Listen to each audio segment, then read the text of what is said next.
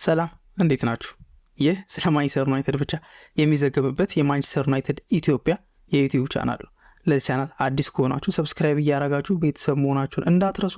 አዲስ ከሆናችሁና ሰብስክራይብ ካደረጋችሁ ደግሞ ሼር በማድረግ ተደራሽነታችን እንዲሰፋ እንድታደርጉ እንጠይቃችኋለን። ዛሬም እንግዲህ በአዲስ ፕሮግራም ተገናኝተናል። ማንቸስተር ዩናይትድ እንግዲህ የእብደት ያክል የሚቆጠረውን ምሽት ካሳለፈ በኋላ ስለ ጨዋታው አንዳንድ ነገሮችን የምንል ይሆናል ማለት ነው። ስለዚህ 5-4 ያለቀውን ጨዋታ በደንብ ለማየት እንሞክራለን። እስከ ፕሮግራማችን ፍጻሜ ድረስ አብራችሁ እንድትቆዩ ተጋብዛችኋል። 80 ሚሊዮን ፓውንድ ማንቸስተር ዩናይትድ ለሌስተር ሲቲ በነፃ ሰጠ ተባለ። የማንቸስተር ዩናይትድ እውቀት የጎደለው አስተዳደር መገለጫ ሆኖም ተቆጠረ። በእግር ኳስ ታሪክ ምናልባትም በጣም አቢዩዝ ከተደረጉና በራሳቸው ደጋፊዎች ሳይቀር ከተቀለደባቸው ተጫዋቾች መካከል ቀዳሚው ሊሆን ይችላል። ነገር ግን እሱ ከማውራትና ተስፋ ከመቁረጥ ተቆጥቦ ማንነቱን ድጋሚ ያሳየ። በኦልድ ትራፎርድም ከማይረሱ ምሽቶች መካከል አንዱ በሆነው ምሽት ዩናይትድን ከጉዳ ወጣ። ጃኮብ ሃሪ ማጓየር የምሽቱ ዋና ተዋናይና የዕለቱ ጀግና።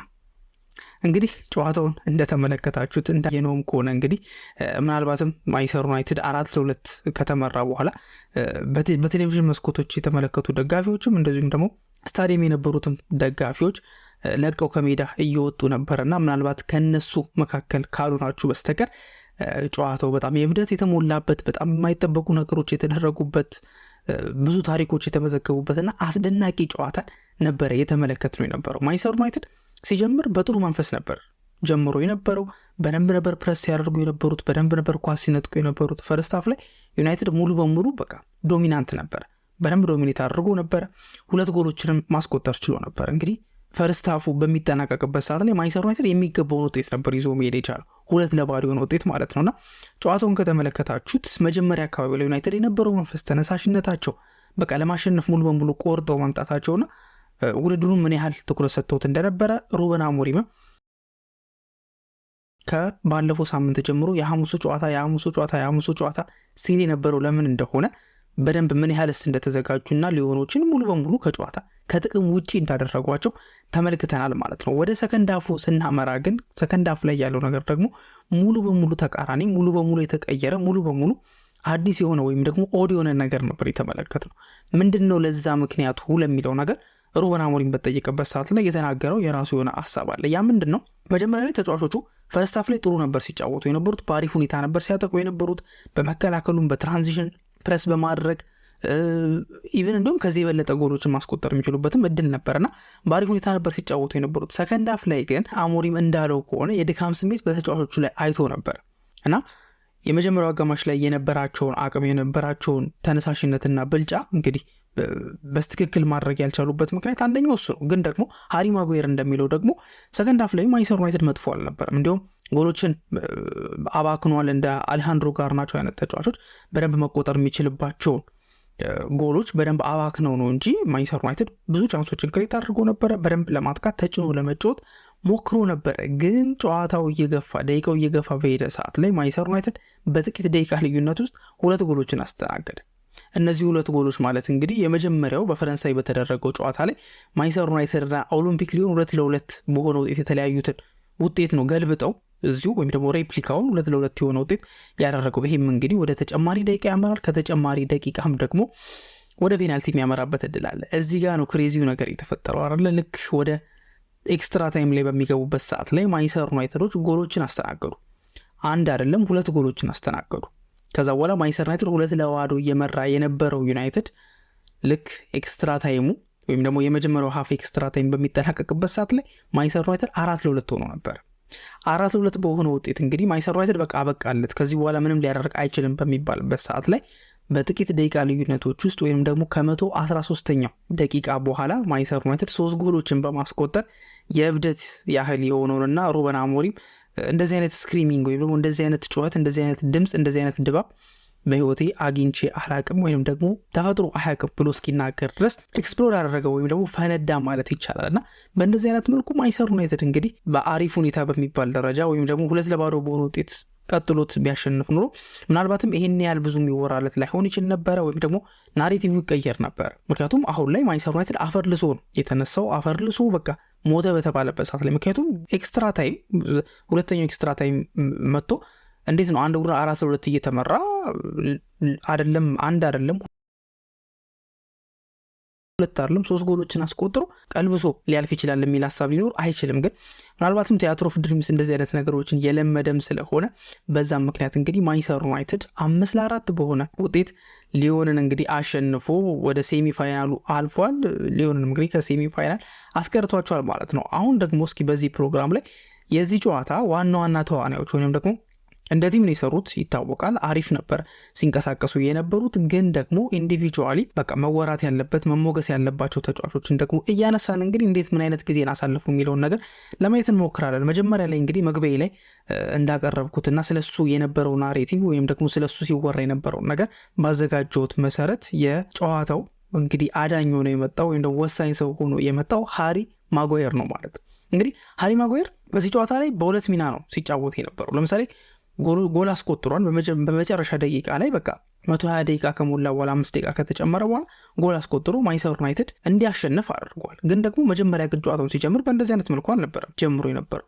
ምናልባትም ማንቸስተር ዩናይትድ ለገባው ጎል እንግዲህ ሁለተኛው ጎል ምናልባትም እሱ እንደተጠያቂ የተቆጠረበት አንድ ኳስ ክሮስ በሚደረግበት ሰዓት ላይ እሱ ጎንበስ ብሎ ለማሳለፍ የሞከረበት አጋጣሚ ትንሽ ያስወቅሰው ነበር። ከዛ ውጭ ግን የአየር ላይ ኳስ ችሎታዎቹ ብሎክ የሚያደርግበት መንገድ፣ ተጫዋቾችን ማርክ የሚያደርግበትን መንገድ በጣም አስደናቂ ነበር። ከዛ በኋላም እንግዲህ በኤክስትራ ታይሙ ላይ እንግዲህ ሩበን አሞሪም በቃ ምንም ሉዝ የሚያደርገው ነገር የለም ያለውን ነገር ያለውን አማራጭ ጨዋታውን ለማሸነፍ ጨዋታውን ወደ ጥሩ ውጤት ለመገልበጥ ያለውን አማራጭ በሙሉ በመጠቀም ሃሪ ማጓየር አጥቂ ያደረገው አጥቂ ቦታ ላይ በሚገርም ሁኔታ ይሄ ተጫዋች እንግዲህ ማንቸስተር ዩናይትድን ታድጎታል። እንግዲህ ሃሪ ማጓየር ስለ ሃሪ ማጓየር በሚነሳበት ሰዓት ላይ ሃሪ ማጓየር እንደ ኖርማል ተጫዋች ወይም ደግሞ እንደ ሌሎች እንደ አብዛኞቹ ተጫዋቾች ያለ ላይፍ ስታይል አይደለም ያሳለፈው። ወይም ሲመጣ ገና በሌስተር ሲቲ ጥሩ የሚባል እንቅስቃሴ ነበር አድርጎ የነበረው። እንደምናስታውሰው ዩናይትድ ብቻ አልነበረም ሲፈልጉ የነበረው፣ ማንቸስተር ሲቲ ራሱ ሲፈልገው ነበረ።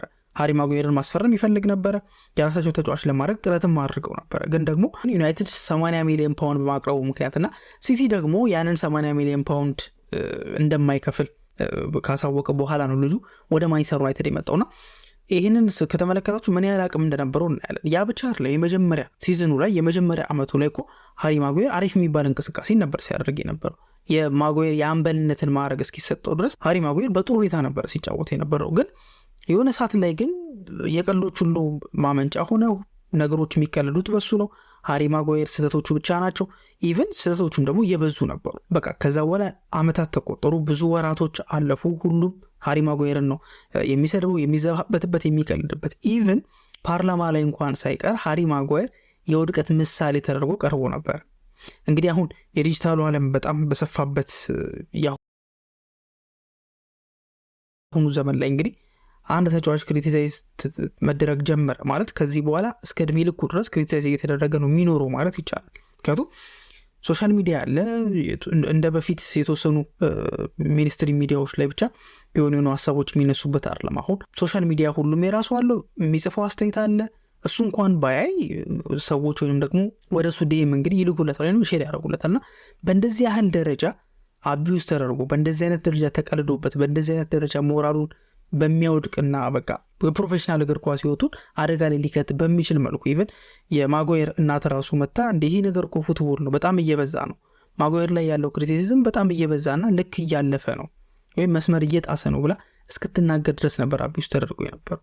ከዛ በኋላ ግን ምናልባትም እንደዚህኛው ጨዋታ ሁሉ ትልቅ ከምባክ አድርጎ ሃሪ ማጓየር ወደ ማንቸስተር ዩናይትድ ወሳኝ ተጫዋችነት ምናልባትም ሃሪ ማጓየር እኮ ሊወጣ ይችላል የሚል ሀሳቦች ነበሩ አይደለ? በአሰልጣኝ ኤሪክ ቴን ሃግ ጊዜ ወደ ዌስትሃም ይሄዳል ተብሎ ሲነሳ ነበረ፣ ወደዛ ይገባል ተብሎ በደንብ ሲነገር ነበር። ብዙ ነገሮችም አልቋል ተብሎ ሲታሰብ ነበር። ግን ከጫፍ ደርሶ ነው እንግዲህ እየተመለሰው ሃሪ ማጓየር ሊዘዋወር በጣም ከጫፍ ደርሶ ነበር። ምክንያቱም እንዴትኛውም የማንቸስተር ዩናይትድ ተጫዋቾች እንደ ጄሲ ሊንጋርድ የመሳሰሉት ተጫዋቾች በቃ ጫናውና ትችቱ ከአቅማቸው በላይ በሚሆንበት ሰዓት ላይ እግር ኳሳቸው መቀጠል አለበት፣ ወደ ሌላ ቦታ ሻገር ብለው ያላቸውን እድል ይሞክራሉና ሃሪ ማጓየርም እንደዛ ያደርጋል ተብሎ በሚጠበቅበት ሰዓት ላይ ማንቸስተር ዩናይትድ ቤት ቆይቶ ድንቁን ማጓየር ተመልክተን ነበረ። በቃ 80 ሚሊዮን ፓውንድ የወጣበትን ማጓየር በቅርብ ጊዜያቶች ላይ አምናና ዘንድሮ በተለይ ከተመለከትን 80 ሚሊዮን ፓውንድ የወጣበትን ሃሪ ማጓየር ነበር ያየነውና ምን አይነት ካምባክ እንደሆነ በሚያስደንቅ ሁኔታ ሙሉ ጨዋታው ላይ በጣም ባሪፍ ሁኔታ ነበር ሲንቀሳቀስ የነበረው። በመጨረሻም እንግዲህ ቦታው ባይሆንም ሩበን አሞሪም የመጨረሻ የጭንቅ ጊዜ ላይ የሜክሺፍት አጥቂ አድርጎት ስትራይከር አድርጎት 9 ቁጥር ቦታ ላይ ተጫውቶ አስደናቂ የሚባል ጎልን አስቆጥሮ ማንቸስተር ዩናይትድ እንግዲህ እንዲያልፍና ወደ ቀጣዩ ዙር እንዲያመራ አድርጓልና የሃሪ ማጓየር ከዚህ በፊት የነበረበትን ታሪክ ከዚህ በፊት የነበረበትን ሁኔታ ስንመለከት ይሄኛው ውጤት ለሃሪ ማጓየር ትልቅ ቡስት እንደሚሆንና በእርግጥ አሁን ብቻ አይደለም የሚያደርገው ከሌስተር ሲቲ ጋር በነበረው ጨዋታ ላይ ይሄን ነገር አድርጎታል። ከፖርቶ ጋር በነበረው ጨዋታ ላይ ይሄን ነገር አድርጎታል። በመጨረሻ ደቂቃ ጎል ያስቆጠረና ሃሪ ማጓየር ምን ያህል ሜንታሊቲው ሙሉ በሙሉ እንደተቀየረ የማሸነፍ አስተሳሰቡ በአንዴ እንዴት እንደመጣ ያሳየበት ጨዋታ ነው ተብሎ ሊታሰብ ይችላል። ሌላኛው የምንመለከተው ተጫዋች ደግሞ ካርሎስ ካሴሚሮ ነው። እንግዲህ ለተቆጠሩት ጎሎች ፔናልቲ ያስገኝተዋል፣ አሲስት አድርጓል። ለሜኑም እንደዚሁም ለራሱ ለሃሪ ማጓየርም አሲስት ያደረገበት መንገድ በጣም የሚያስደንቅ ነበር። ብሎክ በሚያደርግበት ሰዓት ላይ ለተከላካዩ ሽፋን በሚሰጥበት ሰዓት ላይ በጣም አስደናቂ ተጫዋች ነበርና ካርሎስ ካሴሚሮ በዚህኛው ጨዋታ ላይ የማድሪዱን ካሴሚሮ ነው የተመለከትነው ብለን ደፍረ መናገር እንችላለን። ምክንያቱም ካሴሚሮ እንደምናውቀው ከሪያል ማድሪድ ጋር ባክ ቱ ባክ ሻምፒዮን ነው፣ ቻምፒየንስ ሊግ ላይ መንገስ የቻለ ነው። በትልቅ ጫና ውስጥ እንዴት መጫወት እንዳለበት ወርልድ ክላስ ወይም ደግሞ ክላስ ፐርማነንት ነው የሚባለው አይደል? ያንን ክላስ እንዴት ማሳየት እንዳለበት ያሳየበት ምርጥ የሚባል እንቅስቃሴ። የጨዋታውም እንግዲህ ኮከብ የተባለው እሱ ነው። ምክንያቱም በደንብ ነው የለፈው፣ በደንብ ነበረ ተጫወተ የነበረው። ማንቸስተር ዩናይትድ መከላከል በሚፈልግበት ሰዓት ላይ የመከላከል ቦታ ላይ ይገኝ ነበር። ዩናይትድ በመጨረሻዎቹ ደቂቃዎች ላይ ጎል ካላስቆጠርኩኝ ብሎ ወደፊት በሚገፋበት ሰዓት ላይም ደግሞ ካርሎስ ካሴሚሮ ወደ ኋላ አላፈገፈገም፣ በደንብ ሲያጠቃ ነበር። ሙከራዎችን ለማድረግ ሞክሯል። በተለይ ግን አሲስቶቹና ፔናልቲ ያስገኘበት መንገድ፣ ምክንያቱም ፔናልቲው በጣም ወሳኝ ኳስ ነው። ያቺ ፔናልቲ መገኘቷ ነች ማንቸስተር ዩናይትድ ቀጣዮቹን ተከታታይ ጎሎች እንዲያስቆጥር ትልቅ ምክንያት የሆነችለት እንጂ ምናልባትም ያቺ ጎል ባትቆጠር ኖሮ ምናልባትም ያቺ ፔናልቲ ባትገኝ ኖሮ ማንቸስተር ዩናይትድ እንደዚህ አይነት ከምባክ ያሳያል ተብሎ አይጠበቅም። ስለዚህ ካርሎስ ካሴሚሮ የጨዋታው ኮከብም ተብሏል፣ ይገባዋልም። ምርጥ የሚባል እንቅስቃሴ ካደረጉ ተጫዋቾች ኢንዲቪጁዋሊ በደንብ መሞገስ ካለባቸው ተጫዋቾች መካከል ከሃሪ ማጓየር ቀጥሎ ካርሎስ ካሴሚሮ ይነሳል ማለት ነው። ሌላኛው ብሩኖ ፈርናንዴዝ እንደተለመደው ብሩኖ ፈርናንዴዝ ሰስቶ አያውቅም። ጉልበቱን አንድም ቀን እግሩን ጎትቶ አያውቅም። አንድም ቀን አልምጦ የማያውቅ ተጫዋች ነውና በዚህ ጨዋታ ላይ ማንቸስተር ዩናይትድ 4-2 እየተመራ ራሱ የነበረው ተነሳሽነት፣ ፕረስ ያደርግ የነበረው ሁኔታ፣ ኳሲዝ ያለው እርጋታና ውጤት ለመፍጠር የሚያደርገው እንቅስቃሴ ምናልባትም ብሩኖ ፈርናንዴዝ አምበል የሆነበትን ምክንያት የተመለከትንበት ይመስለኛል። ምክንያቱም ሞራሉ ከመጀመሪያው ደቂቃ ጀምሮ እስከ መጨረሻው ድረስ ምንም ሳይነካ ባለው ብርታት ባለው አቅም በሚታወቅበት የመሪነት ብቃቱ የቀጠለ ተጫዋች ነውና እንደ ሁሉ ጊዜው ያው ብሩኖ ፈርናንዴዝ ሁሌ ስለሆነ ይሄን ነገር የሚያደርገው በቋሚነት ተጫዋታ ኮከብ መባል ብርቁ አይደለም። ማንቸስተር ዩናይትድ ብቸኛ ጥሩ ተጫዋች ያለው ብሩኖ ፈርናንዴዝ ነው መባል ብርቁ አይደለም። ስለዚህ ብዙ ጊዜ ላይ ወራ ይችላል። ግን ደግሞ ብሩኖ ፈርናንዴዝ ያደረገው ነገር ለምሳሌ ፔናልቲዋን ያስቆጠረበት መንገድ ቡድኑን ሙሉ በሙሉ ወደ ድል ያመራቸዋ ጎል እሷ ነች ተብሎ መናገር ይችላል። ምክንያቱም ለምሳሌ ሊዮን ቶሊሶ ነው የመጀመሪያ ጎልን ያስቆጠረው በኦልድ ትራፎርድ ላይ እና ያን ጎል ሲያስቆጠር ለሁለተኛው ጎል መነሳሳት እንደሆነ አንድ ጎል ሲቆጠር በቃ ሌላም ጎል ማስቆጠር እንችላለን ብለው በጥቂት ደቂቃ ልዩነት ውስጥ እንዳስቆጠሩ እንደሚታወቀው ሁሉ ብሩኖ ፈርናንዴዝም ፔናልቲውን በአግባቡ በሚጠቀምበት ሰዓት ላይ ማንቸስተር ዩናይትድ የማሸነፍ ተነሳሽነታቸው የስታዲየሙ ሞቅታም እየጋለ መጣ። ምክንያቱም ጸጥ ብሎ ነበረ።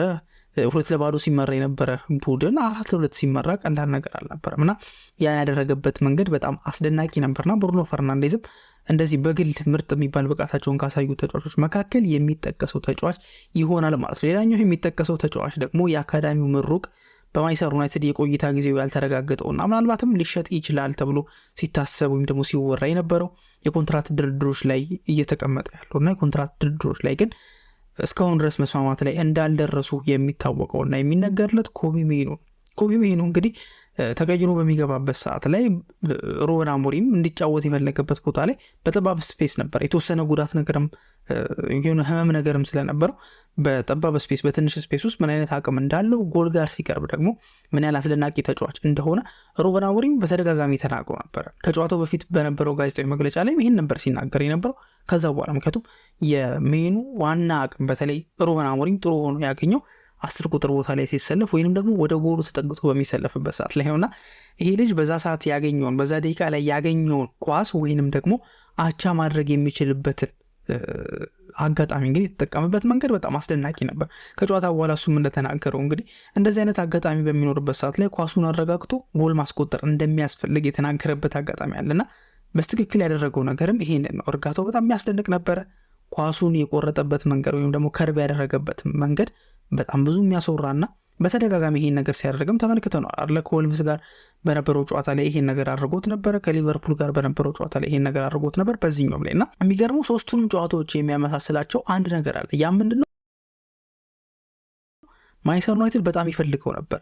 ማንቸስተር ዩናይትድ ሞራሉ ወድቆ በቃ ይሸነፋል በተባለበት ሰዓት ላይ ነው ይሄን ነገር ሲያደርግ የነበረው። ከወልቭሱ ጋር በነበረው ጨዋታ ላይ 4-3 ያለቀው ጨዋታ ላይ ማንቸስተር ዩናይትድ ምን ያህል ጎል እንደተቆጠረበት ምን ያህል በቃ አቅቶት እንደነበረ ተመልክተናል። በሞሊኒክስ ስታዲየም ያደረገውን ጨዋታና በዛ ሰዓት በቃ ሶሎ የሚባል ጎል በደም ተጫዋቾችን አልፎ ከርቭ አድርጎ ያስቆጠረበት መንገድ የልጁ ሜንታሊቲ ምን ያህል ሜንታሊስት ስትሮንግ እንደሆነና በእነዚህ አይነት ጫና በሚኖርበት ሰዓት ላይ 20 ዓመት እንኳን አልሞላውም ገና አሁን በዚህ ሳምንት ነው የሚወለውና ምን ያህል አደገኛ ተጫዋች እንደሆነ ያሳየበትና ምናልባትም የማንቸስተር ዩናይትድ ደጋፊዎች እንደዚሁም ባለስልጣናቶቹ ይሄ ልጅ ስለመሸጥ በሚያስቡበት ሰዓት ላይ በደንብ ቆም ብለው የኮንትራት ስምምነቱ ላይም ጥሩ የሚባል እንቅስቃሴ ያደርጋሉ ተብሎ ይጠበቃል። ምክንያቱም ያደረገው እንቅስቃሴ አስደናቂ ነበረ።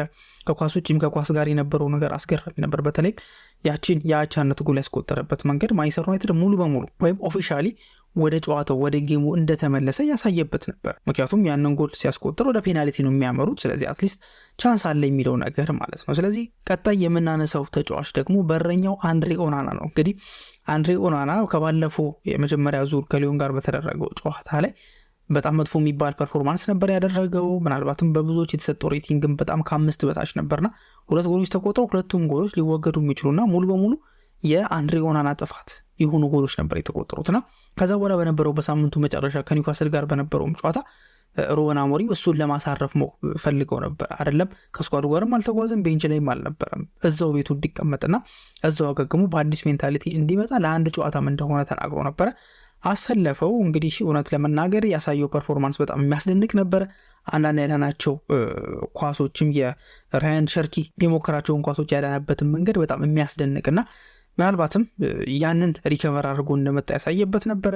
ከጨዋታው በፊት ስላችሁም እንደነበረው ሩበን አሞሪም ይሄን ነገር በሚሞክርበት ሰዓት ላይ ትራያል ኤንድ ኤረር ነው ወይም ደግሞ ሪስክ አለው። በእንደዚህ አይነት መልኩ ሲሆን ቤንች ማድረጉ ምናልባትም አንድሬ ኦናናን አነቃቅቶታል ተብሎ ሊታሰብ ይችላል። ግን ተሳስቶ ደግሞ በደምስቶች አብዝቶ ማንቸስተር ዩናይትድ ዋጋ ቢያስከፍል ኖሮ ግን በተቃራኒው ሊባል ይችላልና መጨረሻ ላይም ጎሉ ሲቆጠር እንግዲህ ሴሌብሬት ያደረገበት መንገድ ከአሰልጣኝ ሩበን አሞሪም ጋር ተቃቅፎ እንግዲህ እሱን ብድግ አድርጎት ነውና በጥሩ ሁኔታ ነበረ ሴሌብሬት ሲያደርግ የነበረው ኦናናና ጨዋታው ላይም አሪፍ ከነበሩ ተጫዋቾች መካከልና ኢንዲቪጁዋሊ ጥሩ የሚባል እንቅስቃሴ ካደረጉ ተጫዋቾች መካከል እንደዚሁ እሱም ይጠቀሳል ማለት ነው። ሌላኛው የሚጠቀሰው በመጨረሻ የምንመለከተው ተጫዋች ደግሞ ማን ነው?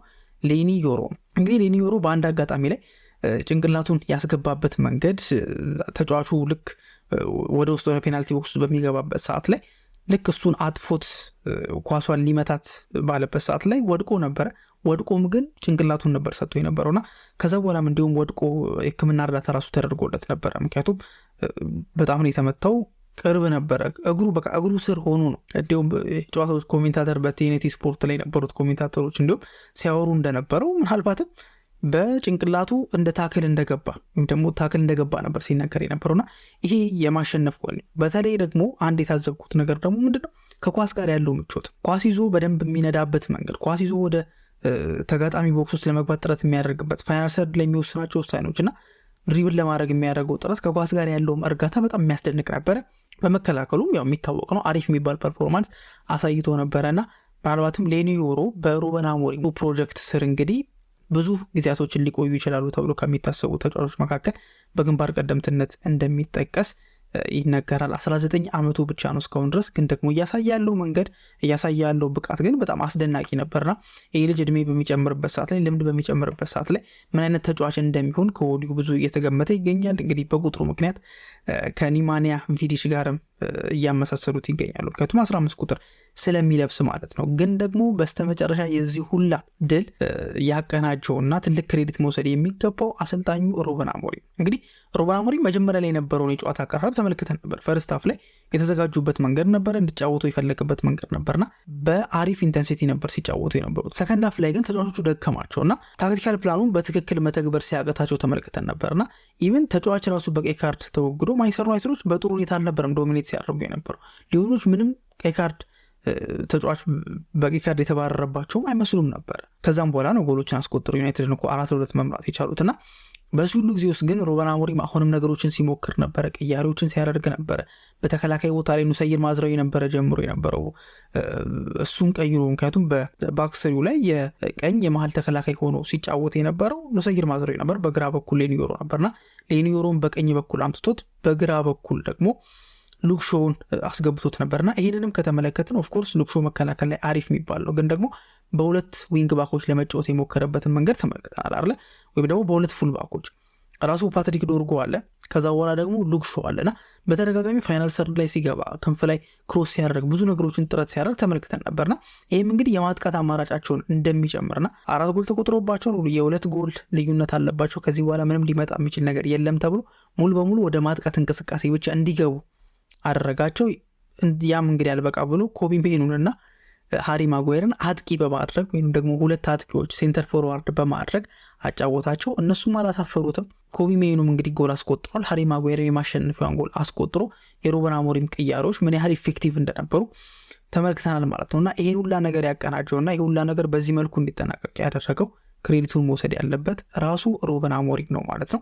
ሩበን አሞሪም ከጨዋታው በኋላ እንግዲህ ከዚህ በኋላ ሙሉ በሙሉ ያው ዩሮፓ ሊግ ላይ ትኩረት እንደሚያደርጉ የሚታወቅ ነገር ነው። ከዚህ በኋላ የሚኖሩን ጨዋታዎች የፕሪሚየር ሊግ ጨዋታዎች ላይ ወጣት ተጫዋቾችን እያስገባ ጉዳቶችን፣ ድካሞችን ማኔጅ ማድረግ እንዳለበት ተናግሯል ማለት ነው። ኢቨን ብሩኖ ፈርናንዴዝ እንኳን ሳይቀር የድካም ስሜት እየተሰማው ስለሆነ በደንብ ማኔጅ ማድረግ አለብን፣ በደንብ ቼክ አድርገን በጨዋታው እንደሰታለን። ከዛ በኋላ ግን በነጋታው ግን ስለ ቀጣይ ጨዋታ ማሰብ ይኖርብናል፣ ስለ ቀጣይ ጨዋታ መዘጋጀት ይኖርብናል። በእንደዚህ አይነት መልኩ ነው ነገሮች የሚሄዱት ብሎ ሩበን አሞሪም ተናግሮ ነበር እና ሙሉ በሙሉ በሚባል ደረጃ የኢንዲቪጁዋል ክላሶች እንዳሉ ሆኖ ግን ሩበን አሞሪም የወሰናቸው ውሳኔዎች፣ ቅያሬዎቹም ሁሉ ነገሮች ጥሩ የሚባል ነበሩና እነዚህ ሁላ እንግዲህ ተጋግዘውና በጋራ በመሆን የማንቸስተር ዩናይትድን ከምባክ እንግዲህ 120 ደቂቃ ከገባ በኋላ 2 ጎሎችን ያስቆጠረ ብቸኛው ቡድን እስኪሆን ድረስም 5-4 በሆነ ውጤት በማሸነፍም በታሪክ 2 ጊዜ እንደዚህ አይነት ነገሮች ተፈጥረው ነበርና በ1958 አካባቢ እነዚህ ሁላ ሪከርዶች እንዲጨበጡ የሚያደርጉት እነዚህ ተቀናጅተው በእንደዚህ አይነት መልኩ ነው።